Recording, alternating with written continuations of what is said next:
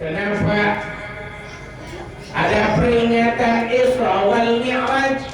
Karena di bulan Rajab baginda Nabi diperjalankan oleh Allah dari Masjidil Haram di kota Makkah ke Masjidil Aqsa. Perjalanan panjang, perjalanan yang sangat jauh, yang membutuhkan waktu yang berbulan-bulan, tapi baginda Nabi diperjalankan oleh Allah hanya dalam satu malam. Bukan hanya dimensi dunia, tapi plus dimensi akhirat. Bukan hanya dari Masjidil Haram ke Masjidil Aqsa, tapi dari Masjidil Aqsa naik ke langit pertama, kedua, ketiga, keempat, kelima, keenam, ketujuh, dan nyampe ke dimensi akhirat. Namanya Sidratul Muntaha, bertemu dengan Allah Subhanahu.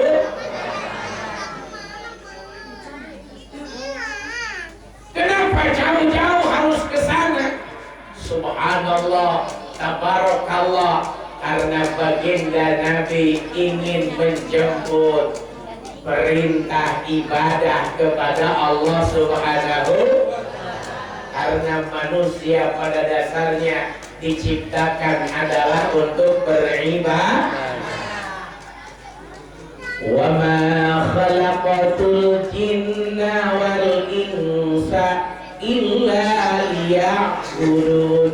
Tidaklah aku ciptakan jin dan manusia kecuali untuk beribadah kepada Allah. Hei para jin, hei para manusia, kita semua diperintahkan untuk beribadah. Gerak langkah kita bisa jadi nilai ibadah kalau niat karena Allah.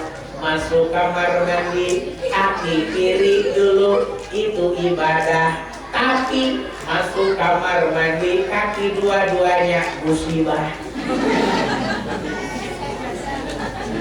Betul, Bu? Keluar kamar mandi, kaki kanan dulu, maka itu jadi ibadah. Masuk kamar mandi, sebelum masuk kita baca doa, Allahumma inni a'udzubika minal khubuthi wal khaba'ith. Ya Allah, aku berlindung kepadamu dari godaan setan cewek dan setan cowok.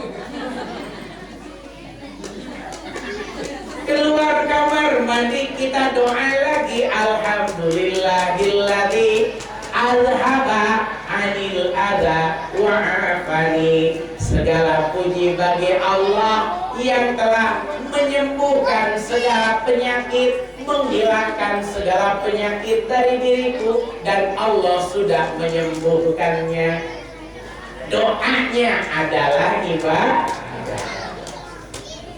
Mau tidur kita baca doa, itu juga ibadah. Bismika Allahumma ahya wa bismika amut. Ada murid saya, anak pengajian, usianya 6 tahun. Saya tanya, nah bagaimana doa mau tidur? Dia jawab, Allahumma jannibni syaitan wa jannibi syaitana ma razaqana. Itu mah. Saya kaget. Itu mah bahasa tubuh, Pak. Kok tahu begitu? Nah dari mana? Ada tulisannya di kamar mama.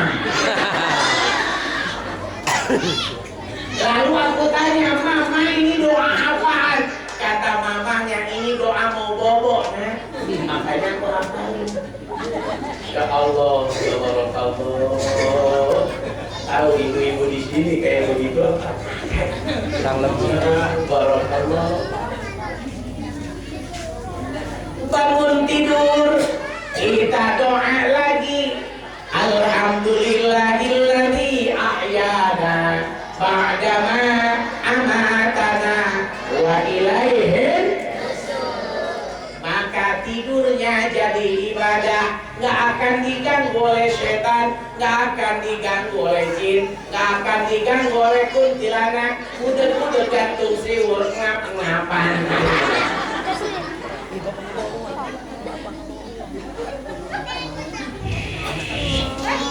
Bergeser lagi pagi kita keluar rumah kaki mana dulu?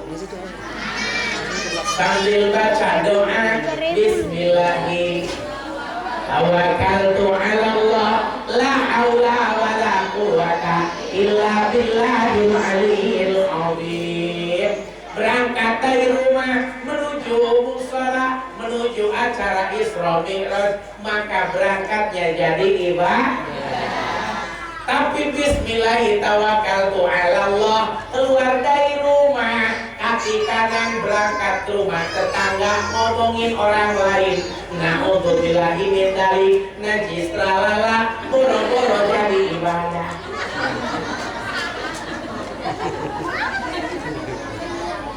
Ya, itu ya ibadah. Ibu nyuapin anak itu ibadah, anak nyuapin ibu itu juga ibadah. Suami nyuapin istri itu ngelunjak namanya.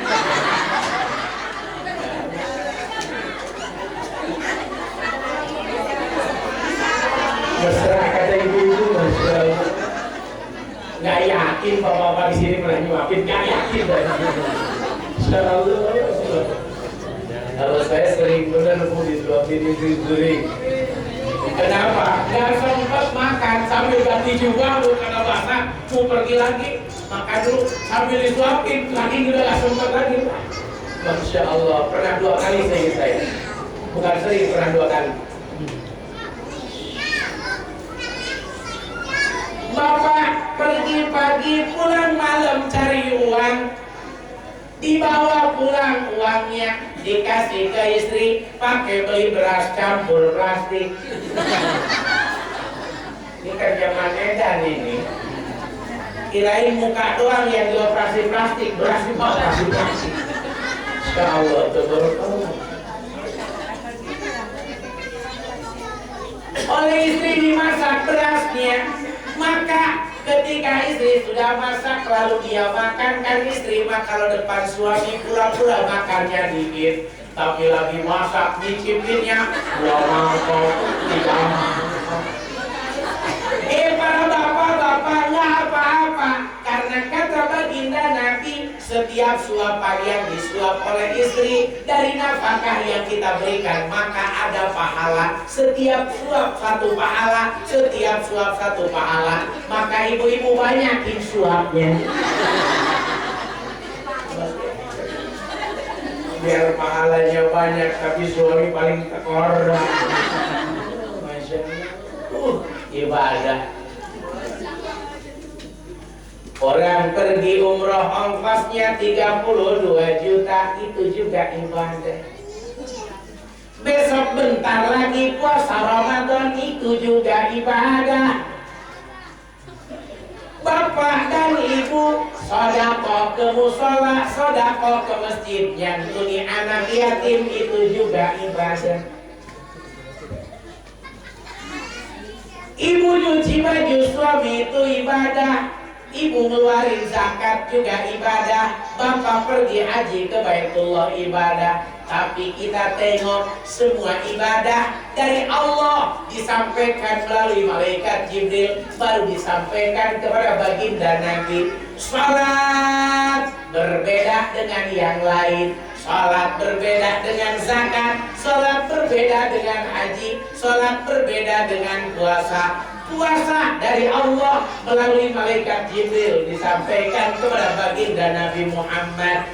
Zakat juga sama dari Allah melalui malaikat Jibril disampaikan kepada baginda Nabi Muhammad. Haji juga sama, walaupun ongkosnya mahal, jarak tempuhnya lama. Kalau hari ini ibu daftar, maka berangkatnya 2029. Boleh ibu besok daftar, tanya 2029 Pak. Kalau usia bapak sekarang 60 tahun ditambah 14 tahun, maka insya Allah berangkat tahun rahmatullah. Masya Allah.